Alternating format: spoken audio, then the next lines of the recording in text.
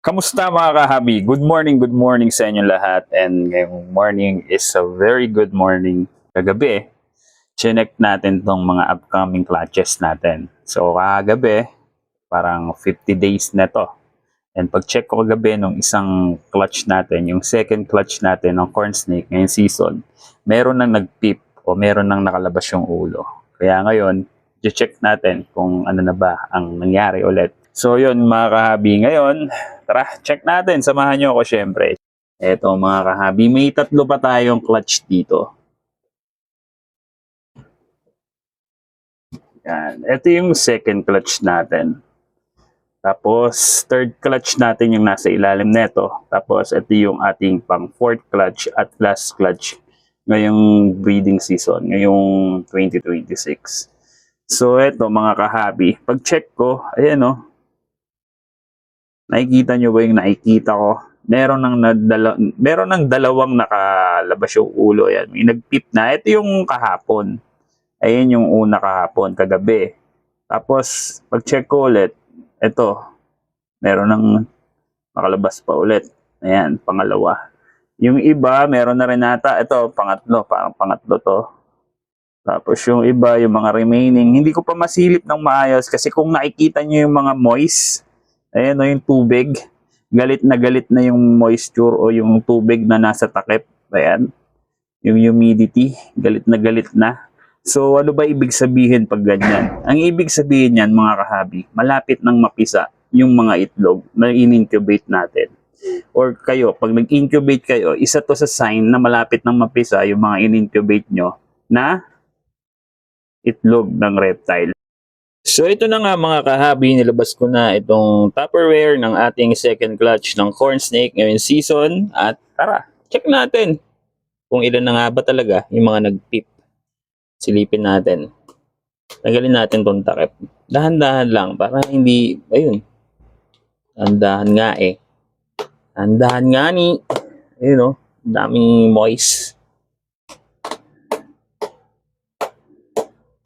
Dahan-dahan para hindi tumulo ang mga tubig. Ayan, dami oh. Daming tubig. So ayan ganyan pag malapit nang mapisa yung reptile eggs nyo or itlog nyo ng ahas, galit na galit ang moist nyan. Malapit nang mapisa pag gaganon. So ito, up close look.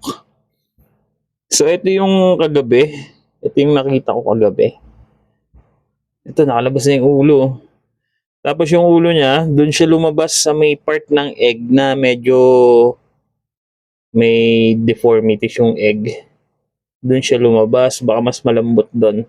So pwede natin tulungan yan, tulungan natin para hindi siya mahirapan. Tapos, eto, nakalabas na rin yung ulo. Ayan o.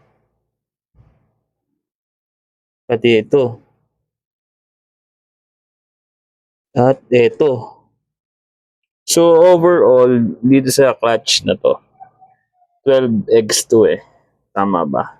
2, 4, 6, 8, 10, 12. Tama, 12 eggs to. Ito yung second clutch natin. So, 1, 2, 3, 4, 5. 5 na yung nag-beep. Ito, tulungan natin para hindi siya mahirapan. Ayan o.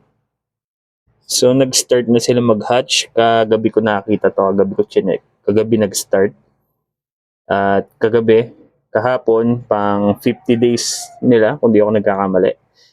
And today ay pang 51 days.